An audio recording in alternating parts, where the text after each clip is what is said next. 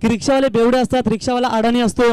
तर रिक्षावाल्यासाठी मी नक्कीच एक सांगेन की तो रिक्षावाला असतो, सकाळी लवकर उठून तो धंद्यासाठी जात असतो, घरदार आणि जबाबदारीचा भार त्याच्या डोक्यावर असतो, तो असतो रिक्षावाला. त्याच्यामुळे लहान मुले शाळेला, तरुण तरुणी कॉलेजला आणि जॉबवाला ऑफिसला वेळेत पोहोचत असतो, तो असतो रिक्षावाला. प्रत्येकाला हवे त्या जागी हवे त्या ठिकाणी नेऊन सोडत असतो. या धावपळीत स्वतः सहित पॅसेंजरची सुद्धा काळजी घेत असतो, तो असतो रिक्षावाला.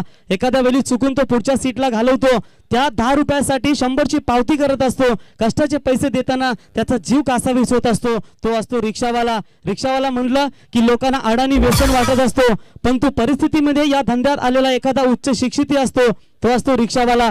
तरी त्याच्याकडे पाहायचा लोकांचा दृष्टिकोन वेगळाच असतो. सगळेच नसतात रे व्यसनी, त्याच्यात पण एक निर्व्यसनी असतो, तो असतो रिक्षावाला. बायको पोरं आणि घरची जबाबदारीचा भार त्याच्या डोक्यावर असतो. भयानक त्या रस्त्यावर स्वतःचा जीव पणाला लावून तो धावत असतो, तो असतो रिक्षावाला. एखाद्या घरी कोणी सिरियस झालं तर त्यांना पहिला रिक्षावाला दिसतो. वेळ काल रात्रीची पर्वा न करता तो उठून जात असतो, तो असतो रिक्षावाला. पैसा काय सगळेच कमावतात, पण लोकांच्या वेळेला उपयोगी पडून तो माणुसकीचा पण कमवत असतो, तो रिक्षावाला असतो. माझ्या सर्व रिक्षा चालक मालक मित्रांना कविता मी समर्पित करतो आणि बोलतो पुन्हा एकदा डीजे कडे.